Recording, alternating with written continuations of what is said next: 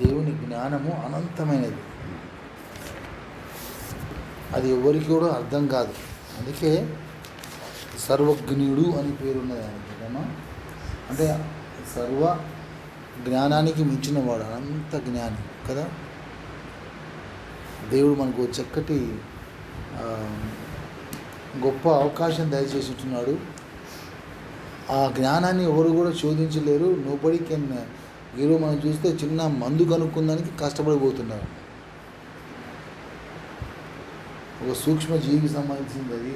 బహుశా ఒకటే పుట్టి ఉండదు, ఒకటి ఇంత తయారై ఉంటుంది, అంతే కదా. అందరూ పుట్టి ఉండవు కదా. ఆ ఒక్కటే డెవలప్ అయ్యి ఇంతమందిని సతాయిస్తుంది. మరి అంటే చెప్తుంది, దాన్ని ఛేదించడానికి కూడా జ్ఞానం అనేది ఎంతో అవసరం. ఏది మనిషిని యొక్క జ్ఞానం లేకపోతే కుదరదు. మానవునికి జ్ఞానం ఇచ్చాడంటే ఎన్ని బుద్ధిని ఇచ్చాడు. ఆ జ్ఞానం ఏంటమ్మా, అది దేన్ని బట్టి అని ఆలోచిస్తే కూడా ఏంటంటే మనం చేసిన పాపాలే. అవునా కదా కదా, మనం చేసిన పాపాలే. ఆ సూక్ష్మజీవి పెరగడానికి కారణం మనందరూ తెలిసినట్టుగా ఏమనుకున్నాం, చైనా వాళ్ళు మన దేశం ఏంటమ్మా గబ్బిలాలు తిన్నారు, అది తిన్నారు కాబట్టి రోగం వచ్చింది. ఆలోచించాను. అంటే చైనా వాళ్ళు గబ్బిలాలు తిన్నారు కాబట్టి, అంటే ఒక మానవుని యొక్క పాపం వలన, అంటే తప్పు వలన మానవుడు చేయవలసిన చేయరాని చేయటం ద్వారా, అంతే కదా. అంటే తినాల్సింది తినకుండా తినకూడని కూడా తింటూ తెచ్చుకున్న రోగం. అది ఎక్కడ మట్టుకు ఉండేది, ఆ గబ్బిలం మట్టుకే ఉండేది ఆ సూక్ష్మజీవి. ఆ సూక్ష్మజీవి అంటే నాకు తెలిసినంత మట్టుకు, ఏది నిజమో నాకు తెలియదు, కానీ మనకు తెలిసిన దాన్ని బట్టి మనం విశ్లేషించుకుంటున్నాం. గబ్బిలం మట్టుకే ఉండాల్సిన ఆ సూక్ష్మజీవి ఏమైంది, మానవుని అంటే చైనావాడి తప్పిదం వలన జరిగిందేంటి, అందరిలో కూడా అది వ్యాపించి మరణ కారణంగా అవుతుంది. భయానికి చచ్చిపోతే బాగుంది, టక్కని చచ్చిపోతే పోయేది.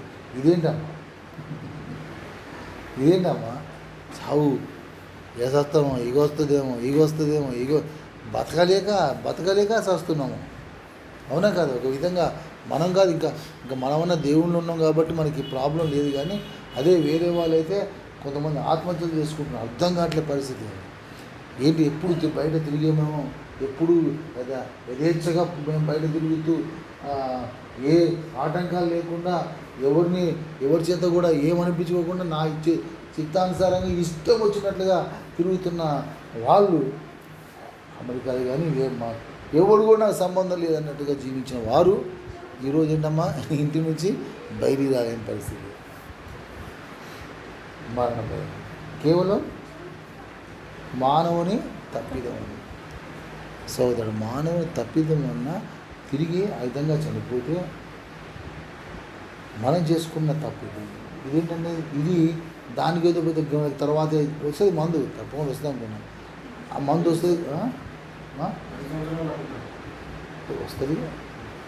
2 years పడుతుందిగా.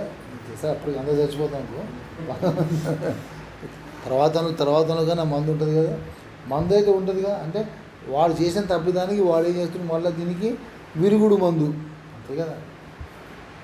చేసిన తప్పుదాన్ని మళ్ళీ మానవుడు ఏం చేస్తున్నాడు, దానికి ఒక జ్ఞానం అనుకో పేరు పెట్టుకొని దానికి ఏం చేస్తున్నాడు, తన జ్ఞానాన్ని ప్రదర్శిస్తున్నాడు. చేసింది వీడే, తర్వాత దాన్ని పోగొట్టుకుందానికి కూడా ప్రయత్నం చేసింది కూడా వీడే.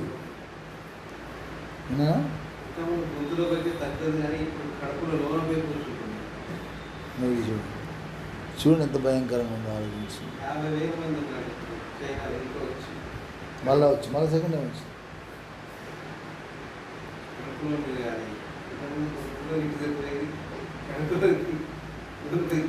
అవమానం వస్తుంది చాలా. అంటే చెప్పారు కదా అక్కడ, కళ్ళులో కొంతకాలం ఉంటుందంట, మలంలో ఇంకెంతో కాలం ఉంటుంది, ఎన్నో అవర్స్ ఉండి చెప్పన్నాడు అక్కడ.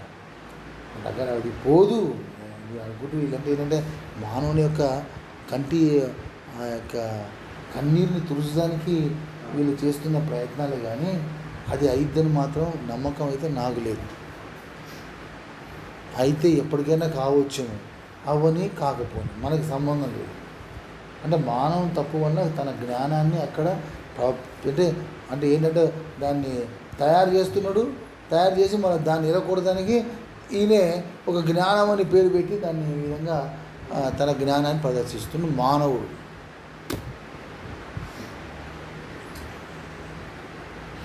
దేవుడు అనంత జ్ఞానం, ఇది అనంత జ్ఞానం. ఆయన ఆ అనంత జ్ఞానం అనేది ఆ జ్ఞానం అంతా తీసుకొచ్చి ఎక్కడ పెట్టినామా? సంఘంలో పెట్టాడు. ఇది వాస్తవం. ఎక్కడ పెట్టాడమ్మా? సంఘంలో పెట్టాడు. సంఘాన్ని ఆయన దేవుని జ్ఞానంగా ఉంచాడని సంగతి 10 సార్లు చెప్పాను. అంతేకాకుండా ఎఫెసీ పత్రికలో ఉంటుంది ఏంటమ్మా? పరలోకం ఉన్న ప్రధానులకు అధికారులకు సంఘం ద్వారా తన జ్ఞానాన్ని తెలుపుటకు. చూడండి ఎంత గొప్ప సీక్వెన్స్, ఆయన ఉద్దేశం చెప్తున్నా. పరలోకంలో ఉన్న ప్రధానులకు అధికారులకు ఏం చెప్పాలి, ఏం తెలియపరచాలి? తన అనంత జ్ఞానాన్ని తెలియపరచడానికి దేవుడు ఏం ఏర్పాటు చేసుకున్నాడు? సంఘాన్ని ఏర్పాటు చేసుకున్నాం. అంటే సంఘము దేవుని జ్ఞానము. That's what I'm saying. ఇది 100% నిజం. ఎవరు చేస్తారన్నారు? చూడు ఎంత గొప్ప ప్రేమ. ఈ ఆశ్చర్యాన్ని గుర్తుపడతాం సహోదరుడా. ఇది ఆశ్చర్య కార్యాలు. దీనికోసం మనం శ్రమ పడదాం. ఈ జ్ఞానం అంటే ఏంటమ్మా? దీంట్లో ఏంటి? అనంతం ఉన్నది. ఏం అనంతం ఉందమ్మా? ప్రేమ అనంతం అనేది చూపించాలి. పరిశుద్ధత అంతులేనిదిగా చూపించాలి. ఏకత్వం అనేది విడదీయలేనిదిగా చూపించాలి. సహోదరు ఎంత ఇదేంటి ఎక్కడ పెట్టాడమ్మా? ఇంకేమో చెప్పాను? ఐక్యత, ప్రేమ, అందము, బలము, శక్తి అంతా ఎక్కడుందమ్మా? ఓన్లీ సంఘం. ఇదేంటండి అంత పెద్ద అనంతగా? ఇది కూడా ఎక్కడుందమ్మా? మళ్ళీ ఇది మనకు తెలుసా? మళ్ళీ మర్చిపోద్దు ఎవరు. ఇది కంటే సామెతల గ్రంథం 8వ అధ్యాయం తీసుకుంటే దేవుని జ్ఞానం గురించి, జ్ఞానము ఘోషిస్తున్నదని ఎక్కడ రాశారు? సామెతల గ్రంథంలో. అది దేవుడిచ్చిన జ్ఞానంతో రాశాడు. వీరని సొలొమోనుకి ఇచ్చిన ఎవరమ్మా? దేవుడే ఇచ్చాడు. ఏమి ఇచ్చాడు? ఆయన జ్ఞానాన్ని, ఆ జ్ఞానాన్ని చొప్పున ఆయన రాశాడు. ఏం రాశాడు? కొన్ని విషయాలు రాశాడు. ఏది? జ్ఞానము ఘోషిస్తున్నది. ఏమని ఘోషిస్తున్నది అంటే ఇక్కడ ఫలానా అనుకుంటూ వచ్చి, నేను ఎక్కడున్నా? నేను ప్రధాన శిల్పిగా ఉన్నాను. లోకాన్ని పుట్టించక ముందే నేను ఉన్నాను. ఎవరు చెప్తున్నా మాట? జ్ఞానము అంటే చెప్తాను. జ్ఞానం అంటే దానికోసం మీరు ఎంతైనా కష్టపడండి. మీకున్న విలువైన ఏది కూడా దాంతో సాటి రావు. దానికోసం నీవు అంత అమ్మేసినా దాన్ని పొందుకోమని చెప్పి జ్ఞానాల గురించి సామెతల్లో క్లియర్గా ఎవరు? దేవుని జ్ఞానం చేత ఎవరు రాశారమ్మా? పరిశుద్ధాత్మ దేవుడు సొలొమోను ద్వారా రాయించాడు. ఇవే మాటలు యేసు ప్రభువు ఏం చేశాడు? పరలోక రాజ్యాన్ని గురించి చెప్పిన మర్మాల్లో ఇవే మాటలు చెప్పాడు. జ్ఞానాన్ని గురించి ఏదైతే చెప్పబడిందో అవన్నీ కూడా దేంట్లో ఉన్నాయి? యేసు ప్రభు అన్నాడు పరలోక రాజ్యము ఇట్లా ఉన్నది, ఇది దొరికితే మొత్తం అమ్మేసి తీసుకోవాలి, అది దాని యొక్క విలువ ఇదని చెప్పి ఏదైతే జ్ఞానం గురించి సామెతల గ్రంథంలో రాశారో అదే జ్ఞానాన్ని గురించి, పరలోక రాజ్యాన్ని గురించి అవే అర్థం ఇచ్చేటట్టుగా చెప్పాడు. చెప్తే అర్థం ఏంటి? ఇది ఒకటైనప్పుడు అది ఒకటి.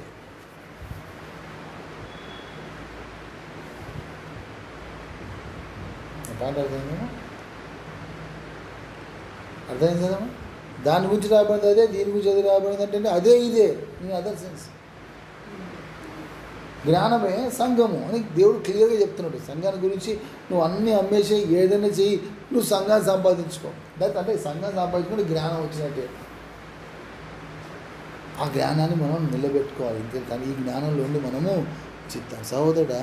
దీనికోసము కొద్ది వర్షాలు, దీనికోసం కంపల్సరీగా ఏంటంటే కనపడేది రాత్రి చెప్పుకున్నాం. కనబడింది ఇన్ఫైనైట్ ఫైనైట్ కనపడే ఉన్నాయి. కనపడేవి ఏంటంటే దాని యొక్క దాంట్లో నుంచి తీసినాయి. దేంట్లోంచి? ఆ నిత్యత్వంలోంచి తీసిన వాటిలోంచి, అంటే లైట్లోంచి తీసిన వాటిలోంచి వచ్చేది కనపడేది ఏంటంటే శ్రమలు కనపడాలి. ఫైనట్. కానీ ఏంటమ్మా ఫైనట్ అంటే ఏంటమ్మా కొద్ది కాలం. చెప్తాం మనం ఏమని చెప్తాం, జీవితం అంటే ఇది ఏంటి పెక్కు, అది ఇసుక రేణువు, అది ఇది ఇదిగా గుర్తించాల్సింది ఏంటమ్మా శ్రమలు పెక్కని ఉన్నాయి ఏంటమ్మా. బట్ ఏంటమ్మా ఉండాలి, కానీ అవి కనపడే కొద్దిగా కనపడే అంతే. ఎన్నది అవి ఎన్నది కనపడి మాయమైపోతాయి అంతే, కానీ కనపడుతుంది లేవని కాదు. అంటే శ్రమలు కనపడాలి, నిందలు కనపడాలి, అవమానాలు కనపడాలి, ప్రయాసము కనపడాలి. ఇవి కనపడేవి.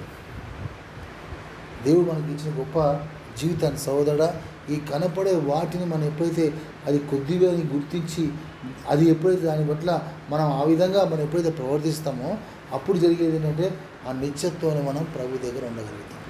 ప్లస్ అన్నిటికంటే ముందు దేవుడు గొప్ప కార్యాన్ని ఇక్కడ ఏర్పాటు చేసి ఉంటున్నాడు. ఏంటంటే ఇట్ ఈస్ నథింగ్ బట్ ఏంటంటే పరలోకంలో ఉన్న ప్రధానులకు అధికారులకు ఆయన జ్ఞానాన్ని తెలపాలని ఆయన సంఘాన్ని ఏర్పాటు చేశాడు. ప్లీజ్ ట్రై టు అండర్స్టాండ్ ఆ దేవుని యొక్క అగోని, ఆ హృదయ వేదన అర్థం చేసుకునే ప్రయత్నించాలి.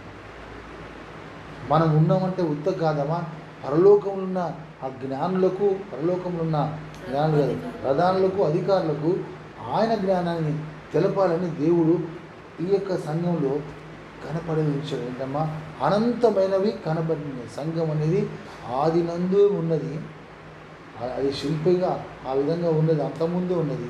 అంత అనంతమైన దాంట్లో సోదరుడ ఏది శ్రమలు కొద్దిపాటివి అని గుర్తించగలిగి అనంతమైనవి చూపించాలి. ఏంటి అనంతమైనవి అంటే అనంతంగా ఏం చూపించాలమ్మా, శ్రమలు కాదు, ఏం చూపించాలి, ప్రేమ, ఐక్యత, ఇంకా విశ్వాసము, ఇది పరిశుద్ధత, అమ్మా బలం, విశ్వాసం, ఇవి అనంతమైనవి చూపించాలంటాం. క్యారెక్టర్స్, వాక్యము, ఓకే వాక్యము అనంతమైనవి మనం చూపించాలి సార్. ఎప్పుడు చూపిస్తాం, ఇది శ్రమలు చిన్నవిగా చేసుకొని చూపించినప్పుడు అప్పుడే ఇవి కనబడతాం. వీటి మరి ఇది చిన్నగా చేయొద్దు. దేని చిన్నగా చేయొద్దు, ఇది మనం ఏం చేస్తున్నాం, దీన్ని చిన్నగా చేస్తున్నాం. దేని చిన్నగా చేస్తున్నాం, ప్రేమను. ఎంత ప్రేమ చూడండి, అంతే లెక్క కనబడినట్టుగా ఉంటుంది ప్రేమ. అవునా కదా, క్షమించానమ్మా. ఇంకేముంది, ఐక్యత, ఆయన నా మాట వింటే నేను ఆయన మాట వింటాను, అంతే కదా. ఇటువంటి ఏంటి అమ్మా ఆనందం కనబడుతుందా? ఇంక ఏం బోధిస్తావు దేవుని జ్ఞానం, దేవునికి పరలోకంలో ఎట్లా బోధిస్తావు? సహోదరుడా, బోధన పొందుతున్నాం, జాగ్రత్త. ఈ యొక్క సత్యాన్ని గుర్తిస్తాం. విశ్వాసం కనబడుతుంది, కొద్దిగా చూపిస్తున్నాం. అల్ప విశ్వాసం, అవిశ్వాసం ఉంటే చూపిస్తాం, లేకపోతే లేదు. క్రియల్లో లేనే లేవు కదా. ఇంకేమనుకున్నాం మనం, ఐక్యత, వాక్యము పరిశుద్ధత, ఇదంతా కూడా ఎంత కనబడుతుందమ్మా, వెరీ గుడ్. ఎక్కడో ఇట్లా భూతద్దం పెట్టి చూస్తే కనబడుతుంది కానీ కొంతమంది కాదు, సార్ క్షమించాలా, కొన్నిసార్లు భూతద్దం పెట్టి ఎత్తికినా కనబడలేదు. ఉన్నది కాదంటే కానీ దాని ప్లేస్లో అది ఉంది, దీని ప్లేస్లో అది ఉంది. ఇదేమో శాశ్వతంగా చూపిస్తున్నాం చెడ్డే అని, ఇదేమో సహోదరుడ ఈ శ్రమలు కరెక్ట్గా చూపించగలిగితే, ఈ చిన్నవి గుర్తించి దీన్ని ఎప్పుడైతే గుర్తిస్తావో ఈ అనంతమైనదిగా దీన్ని మనం చూపిస్తున్నప్పుడు ఇవి చిన్నగా అవుతున్నప్పుడు అది పెద్దగా కనపడుతుంది, అది అనంతంగా కనపడుతుంది. అలా జీవించండి. దేవుడి నామం బట్టి జ్ఞాపకం చేస్తాం. హల్లెలూయా సహోదరుడు.